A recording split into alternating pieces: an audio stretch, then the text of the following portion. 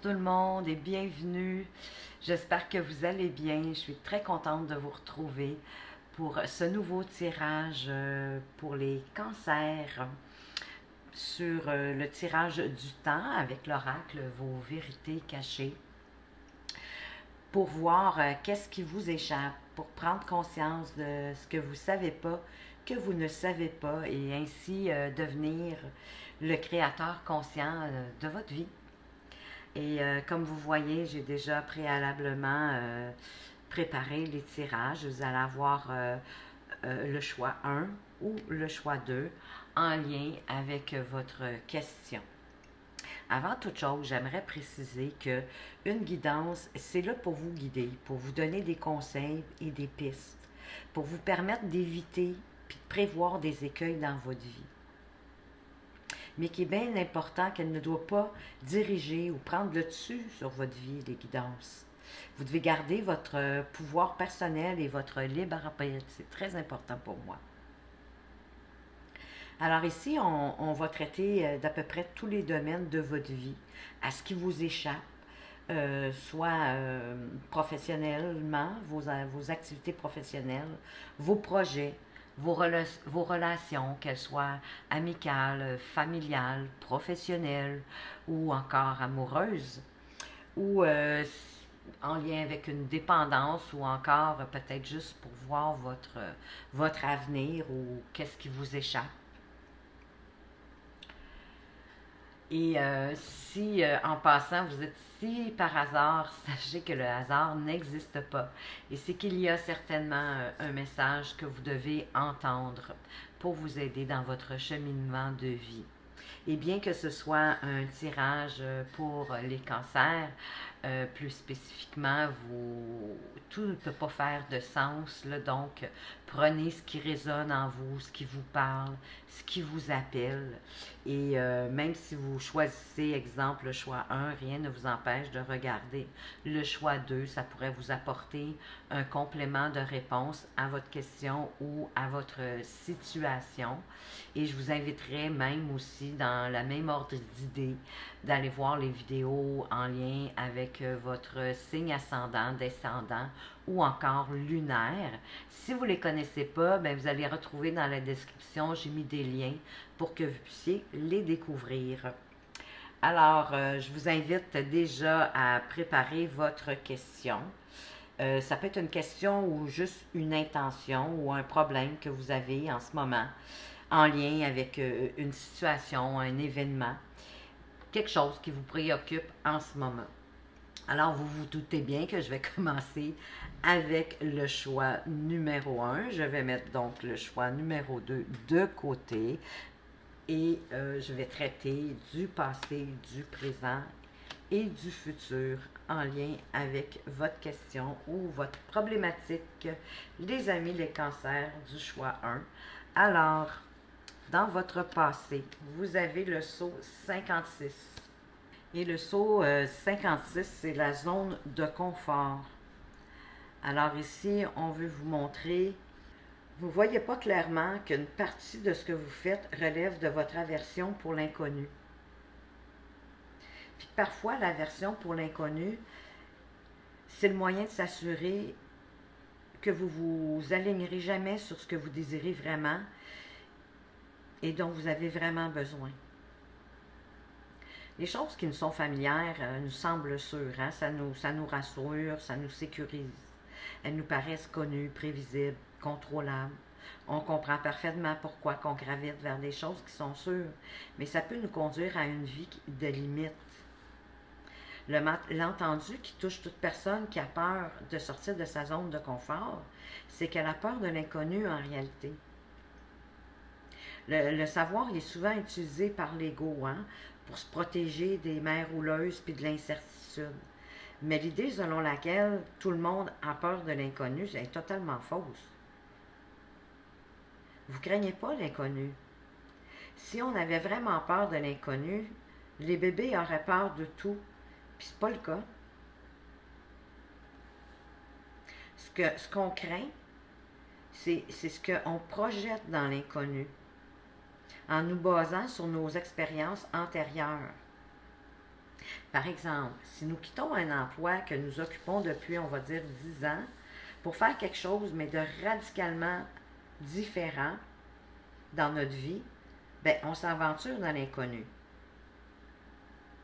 Mais on ne craint pas l'inconnu en soi. On craint l'échec potentiel, l'humiliation qui pourrait arriver sur le plan social en nous aventurant dans l'inconnu. On craint ça parce que on a déjà connu le sentiment d'échec dans notre vie, puis d'humiliation en rapport avec quelque chose. Et on souhaite l'éviter ben, à tout prix. On ne veut pas revivre ça, on n'aime pas ça personne. On pense que des choses potentiellement indésirables se cachent dans l'inconnu. Et ce sont ces choses qu'on craint. Si on apprend à ne pas projeter nos craintes dans l'inconnu, ben l'inconnu serait plus effrayant, on n'aurait plus peur de l'inconnu. Ici, avec ce saut, ce qu'on veut vous montrer, c'est que vous utilisez votre peur des choses que vous imaginez exister en dehors de votre zone de confort, de sécurité, pour valider votre choix de rester dans votre zone de sécurité, dans votre zone de confort. Alors, vous êtes automatiquement prisonnier de votre propre refus de vous sentir mal à l'aise, de sortir de votre zone de sécurité, qui est ce que vous devez faire en ce moment, implique que vous soyez prêt à éprouver un malaise au bénéfice de votre propre croissance. Vous savez déjà probablement ce que vous devez faire au lieu de rester dans votre zone de confort.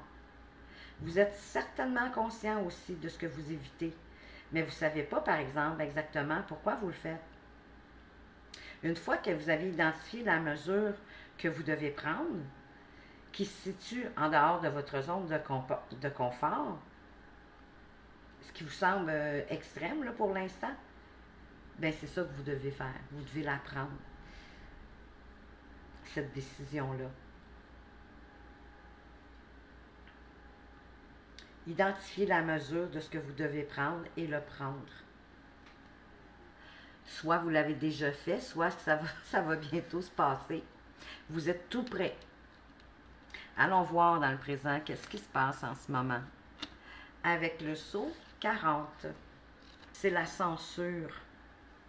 C'est ce que vous exercez, une autocensure. Vous vous empêchez de prendre conscience, d'exprimer ou d'agir sur quelque chose qui se produit en vous.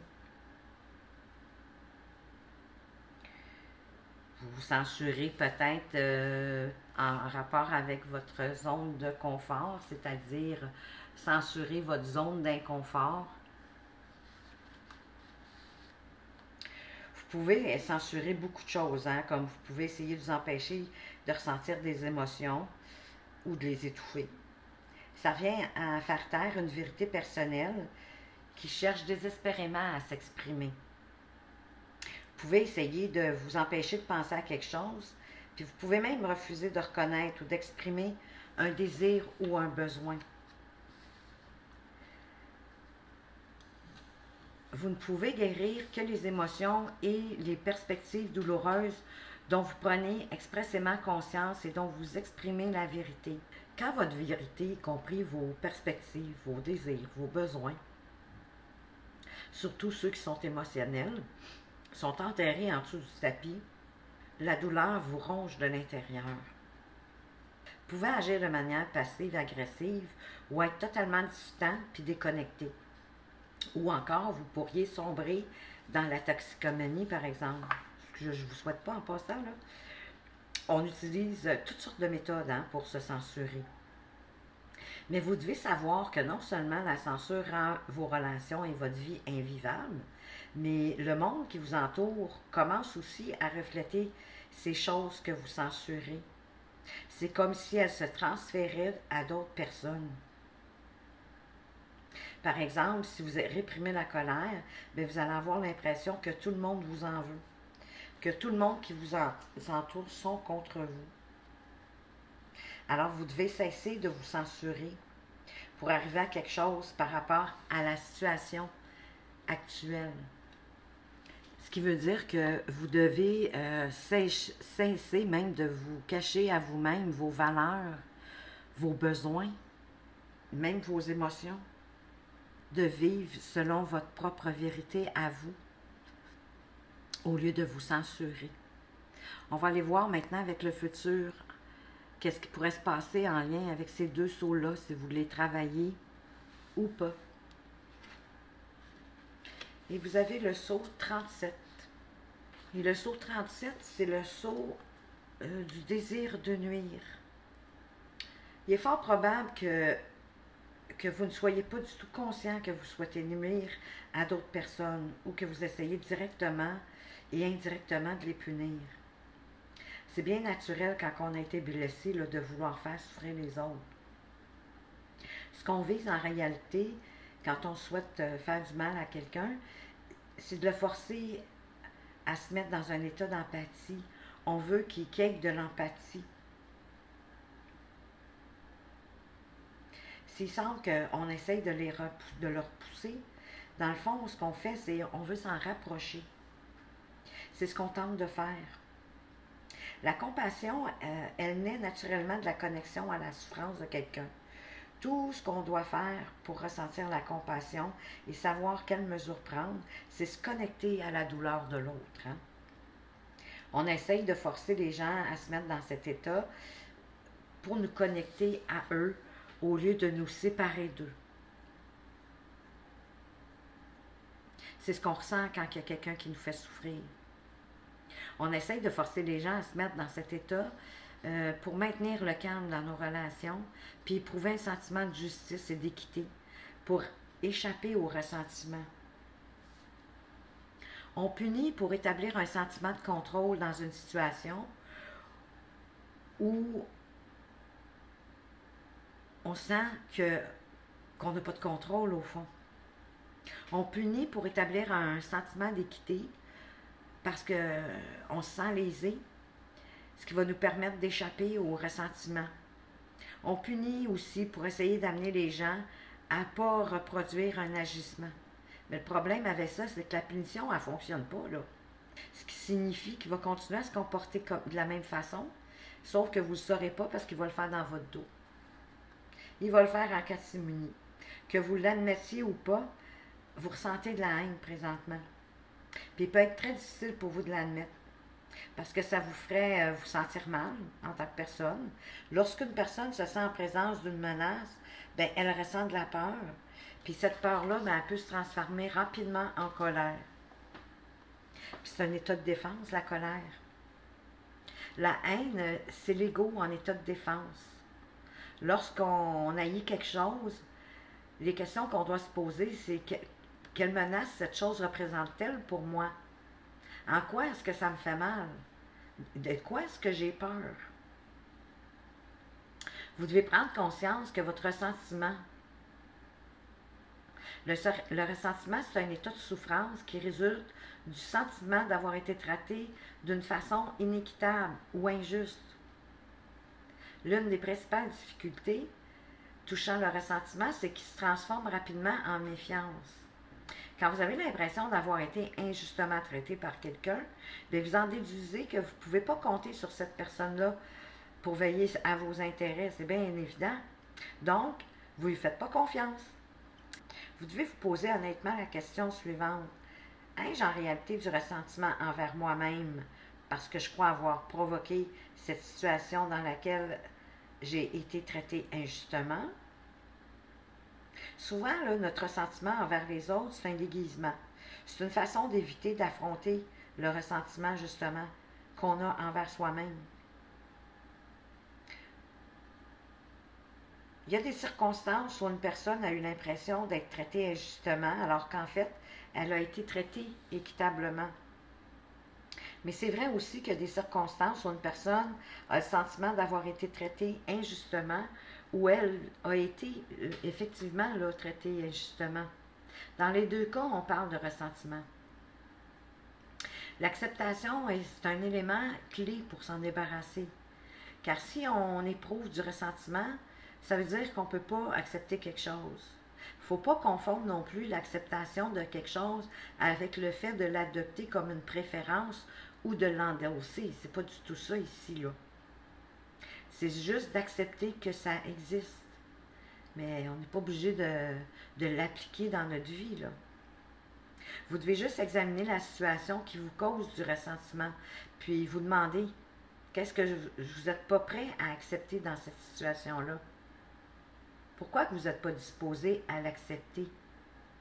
Puis si vous l'accepteriez, qu'est-ce que ça signifierait? Qu'est-ce qui en ressortirait? Vous êtes appelé à gérer différemment votre impuissance puis votre rumination. Le petit hamster là, qui n'arrête pas de tourner dans votre tête. Vous êtes occupé à réfléchir sur les causes puis sur les conséquences de votre détresse, puis à égaliser le score en blessant l'autre au lieu de vous concentrer sur les solutions.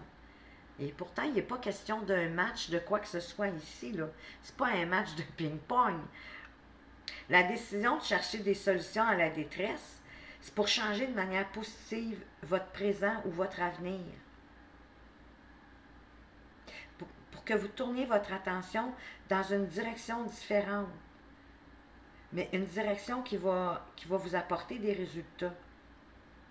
Alors ici, on veut vous montrer que le moment il est venu de voir clairement comment cet état, bien que compréhensif, là, affecte négativement votre vie et vous empêche de prendre les mesures qui permettraient d'apporter un changement positif à votre situation.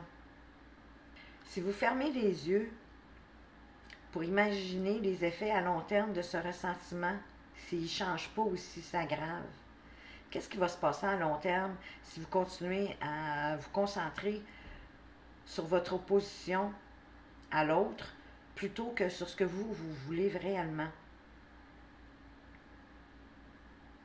Prenons l'exemple que si j'ai du ressentiment envers mon conjoint, je peux voir que j'ai aucune envie de faire l'amour avec lui. On risque donc de nous éloigner l'un de l'autre, ce qui pourrait mener l'un de nous deux ou les deux même à chercher un autre partenaire. Quand on éprouve du ressentiment, c'est une indication qu'il y a un aspect de nous qui se sent victime. Et cet aspect-là, de se sentir comme une victime, il doit être reconnu, il doit être pris en compte aussi, puis validé. Une fois que vous aurez réellement pris soin de la partie de vous qui se sent victime, en pensant à vos blessures et non en détruisant la personne qui vous a blessé, le fait de chercher à savoir de quelle manière vous étiez responsable de la situation aura un effet secondaire intéressant.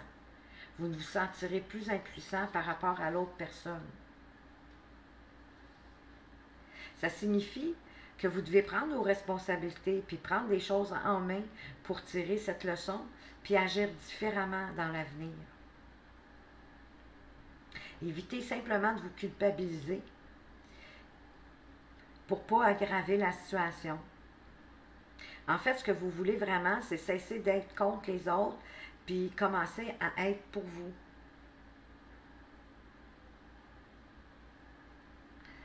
C'est la raison pour laquelle vous devez vous concentrer sur vous au lieu de vous concentrer sur les autres.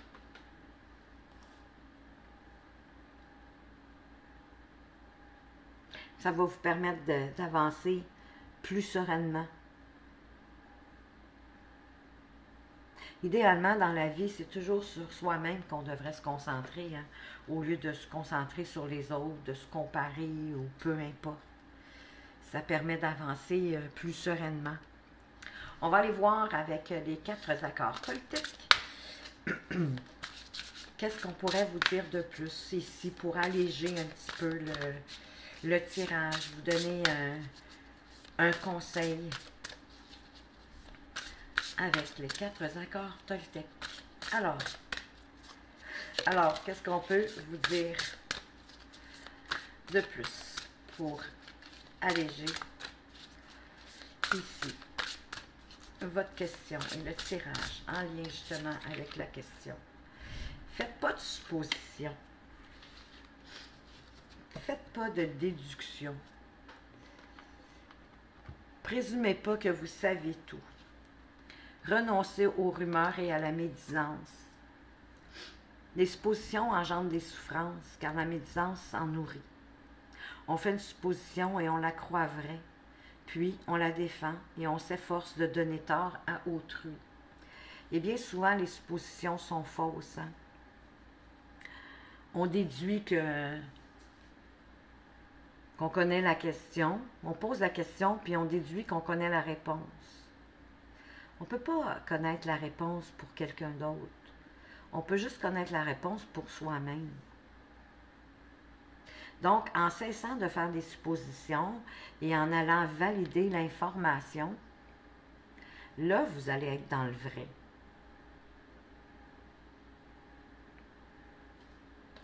Donc, cessez de faire des suppositions inutiles qui souvent nous mènent nulle part ou nous mènent sur une voie qui n'est pas la réalité.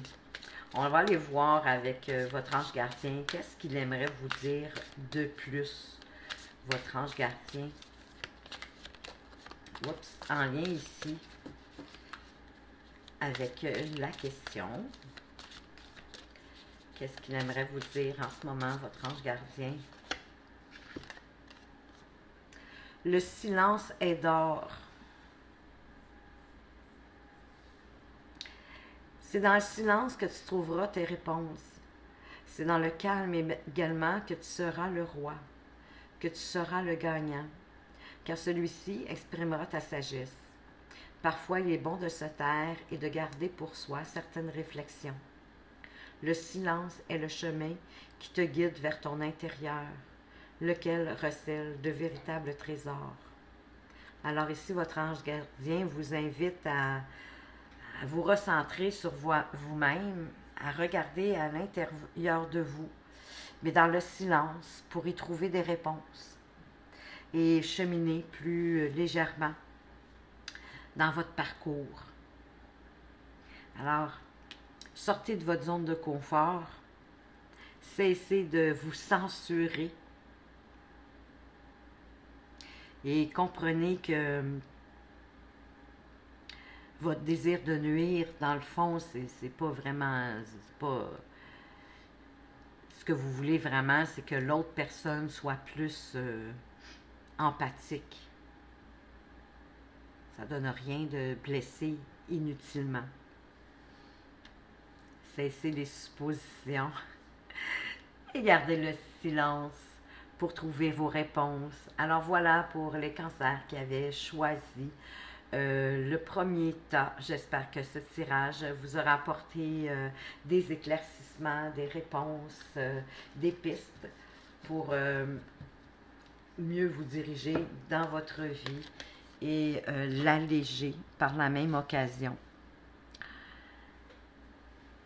Donc, je vais maintenant poursuivre avec les cancers qui ont fait le choix numéro 2. Ici, voilà, passé, présent, futur. On va aller tout de suite regarder dans votre présent qu'est-ce qui s'y passe. Et vous avez le sceau numéro 6, vos traumatismes. C'est que vous ne voyez pas comment vos traumatismes alimentent la situation qui vous préoccupe, qui entraîne la répétition des mêmes comportements ou qui vous empêche de voir la vérité objective de la situation au-delà de vos œillères. Un traumatisme, c'est essentiellement un sentiment de détresse auquel on n'a pas répondu. Quand on vit de la détresse, mais qu'on ne trouve pas le moyen de la résoudre véritablement, on finit par s'y adapter. Mais sur la tapisserie de notre vie, une tapisserie qu'on a choisie en passant, on n'intègre pas la douleur qui s'est produite afin que le traumatisme ajoute quelque chose à notre vie. Au lieu de ça,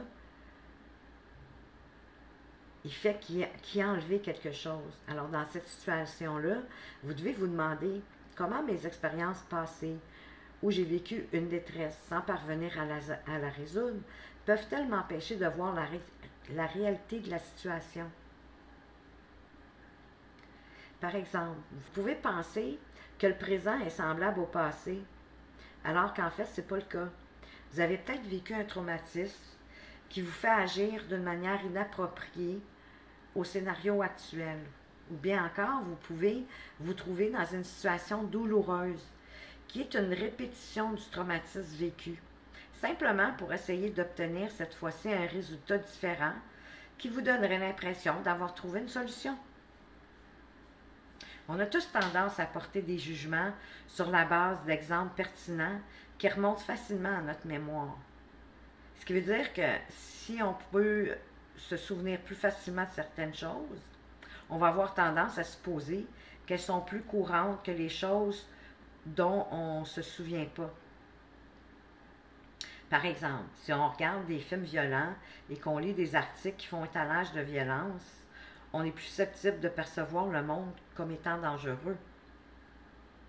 Si dans notre enfance, notre père nous paraissait émotionnellement indisponible, on serait plus susceptible de croire que les hommes sont émotionnellement indisponibles.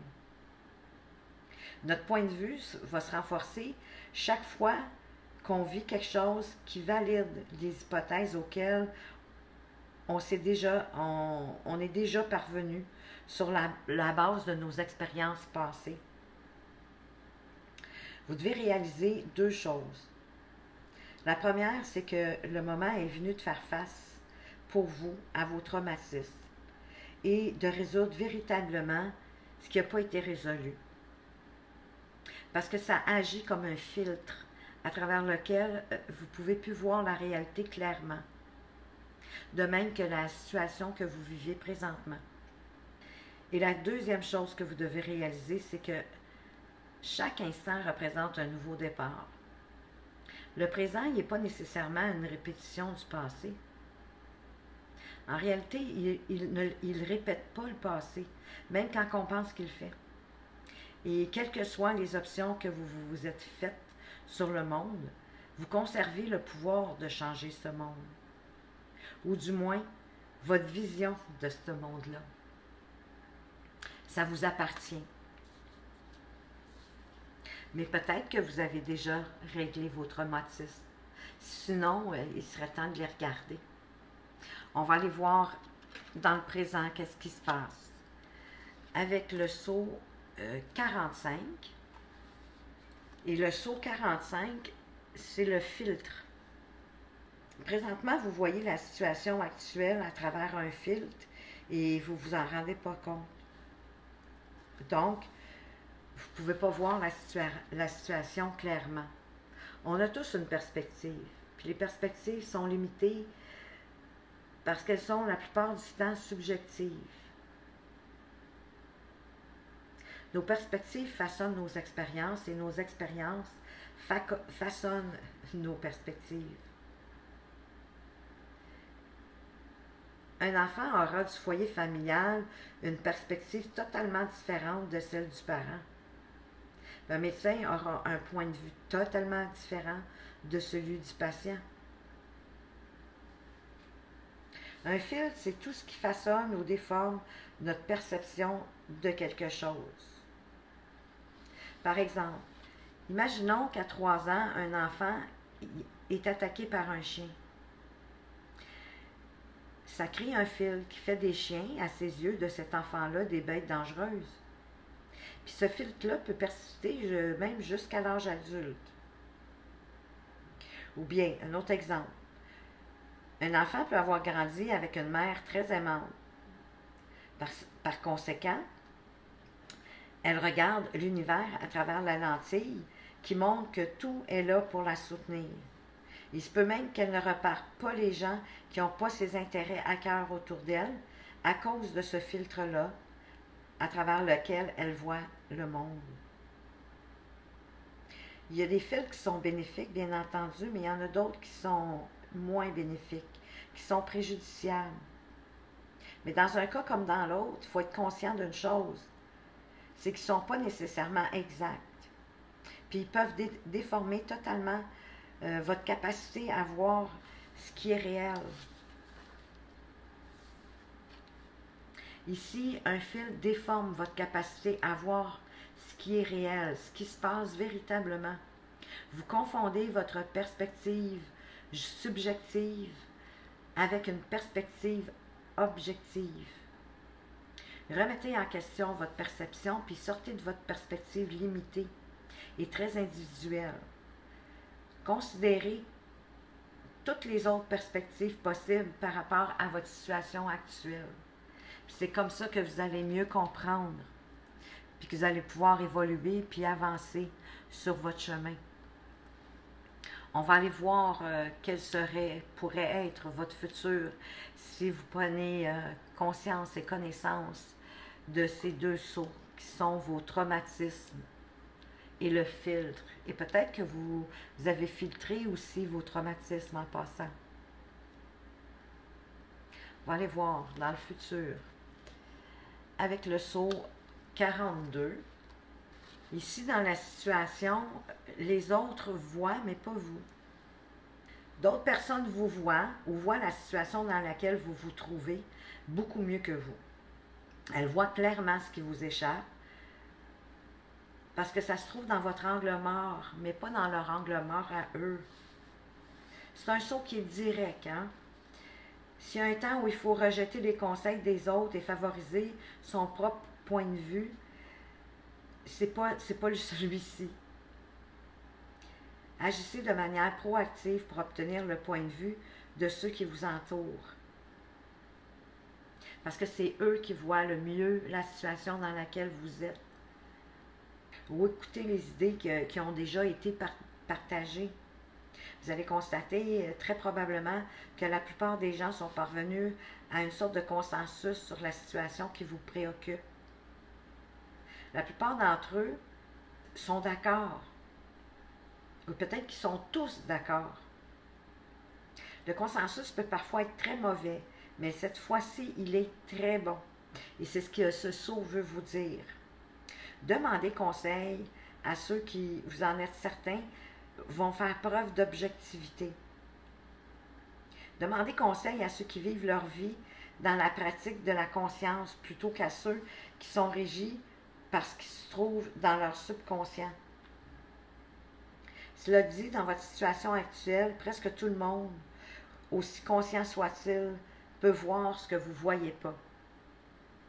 N'ayez pas honte de ne pas pouvoir voir ce qui se trouve dans votre angle mort alors que tout le monde peut le voir. C'est un peu comme quand on joue dans une pièce de théâtre, on ne peut pas voir ce qui se passe dans la pièce de théâtre. On n'est pas le spectateur. C'est un peu la même chose ici. C'est le cas pour nous tous. Hein? C'est toujours plus facile pour les autres de voir des choses à notre sujet dans la situation où on est impliqué. C'est plus facile aussi pour une personne d'être objective et même de quitter la table lorsqu'elle n'a rien à perdre. Ne laissez pas cette honte vous empêcher d'accepter leur opinion. Dans un univers où tout est un, demandez conseil aux autres. C'est simplement se demander conseil à soi-même, en fait. Puisque l'univers est un. C'est le fait de demander conseil à des parties de vous-même qui peuvent voir la situation actuelle plus clairement que la partie à laquelle vous vous identifiez en ce moment. Donc ici, on veut vraiment faire la lumière sur le fait que les gens qui vous entourent, les gens en qui vous avez confiance, bien évidemment, ils voient très bien la situation, mais vous ne pouvez pas la voir. Peut-être à cause que vous avez eu des traumatismes, possiblement aussi parce que vous utilisez un filtre qui vous obscurcit ce qui se passe vraiment. Mais on dit que vous ne pouvez pas voir la situation, puis que vous devez vous fier aux gens qui sont autour de vous. Faites-le, vous allez voir, ça va vous aider. C'est très rare qu'elle sorte, cette carte-là, mais elle est très stricte, elle dit que vraiment, c'est pas vous qui peuvent voir la situation, mais les gens autour de vous, puis c'est eux qui peuvent vous aider. Alors, on va alléger tout ça avec les 4 accords Toltec. On va aller voir quels conseils, qu'est-ce qu'on peut vous dire de plus dans la situation que vous vivez ici. Les cancers qui ont choisi le deuxième choix. On dit, quoi qu'il arrive, n'en faites pas une affaire personnelle. Prenez pas tout personnellement. Aimez-vous et respectez-vous. C'est magnifique. Quelle belle carte qui s'embrasse. Vous n'êtes jamais responsable des actes d'autrui, mais vous l'êtes de vous-même. Si quelqu'un vous manque de respect et ne vous aime pas, réjouissez-vous s'il vous quitte. Vous souffrirez peut-être un peu, mais votre cœur finira par guérir. Il y a peut-être des cancers ici, mais sûrement même pour que cette carte ait ressorti, que leur question est probablement en lien avec une relation. Et on vous dit que s'il y a quelqu'un qui vous quitte par manque de respect et qui ne vous aime pas, ben de vous en réjouir. Parce que oui, vous allez souffrir, bien évidemment, sur le moment. Mais, ben oui, tout finit par se passer, tout finit par guérir. Et certainement qu'il y a quelque chose de mieux qui vous attend plus loin. On va aller voir maintenant avec votre ange gardien, qu'est-ce qu'il vous aimerait ajouter en lien avec ce tirage. Il vous dit de cesser d'analyser. Ne cherche pas à cerner la façon dont tout fonctionne. Tu demandes à recevoir, alors ouvre-toi à toutes les possibilités qu'on t'offre et reçois. Ne tente pas de saisir comment j'ai pu savoir ou comment j'ai pu faire. À trop chercher à comprendre, tu perds l'essentiel, mais oui. Réjouis-toi plutôt de ce que tu reçois et apprécie-le, bien évidemment.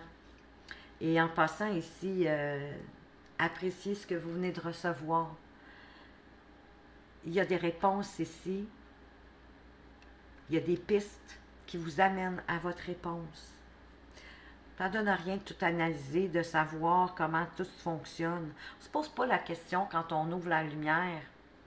Hein? Quand on actionne le bouton on-off, on ne se pose pas la question de comment ça fonctionne. Tout ce qui nous intéresse, c'est que ça fonctionne puis qu'on a de la lumière. On devrait appliquer ça plus souvent dans notre vie, je vous le dis.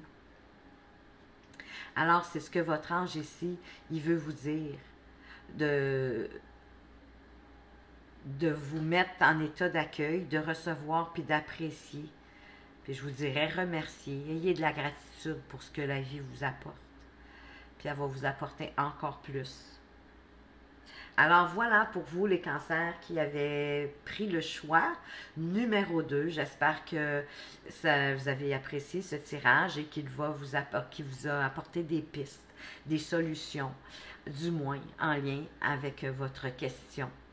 Alors, je veux vous remercier de m'avoir écouté, mais je veux vous dire merci aussi pour toutes les actions que vous portez. Chaque fois que vous mettez un petit pouce bleu en faisant un like, quand vous m'apportez vos commentaires, que j'aime beaucoup lire en passant, vos partages et même vos abonnements, parce que vous savez que c'est de cette façon-là que vous permettez à la chaîne d'évoluer et que d'autres personnes puissent la trouver plus facilement et en bénéficier autant que vous. Alors moi, en retour, pour vous remercier, et si vous le souhaitez bien sûr, que votre question soit répondue dans une vidéo, eh bien, laissez-la dans les commentaires. Si vous préférez rester dans l'anonymat, il n'y a aucun souci. Vous allez retrouver mon adresse courriel dans le bas de la description. Et ainsi, vous allez pouvoir me faire parvenir votre question et je vais me faire un grand plaisir d'y répondre. D'ailleurs, vous allez vous reconnaître par votre question, justement. Alors voilà, je vous remercie encore une fois. Faites attention à vous. Portez-vous bien. À tout bientôt. Au revoir.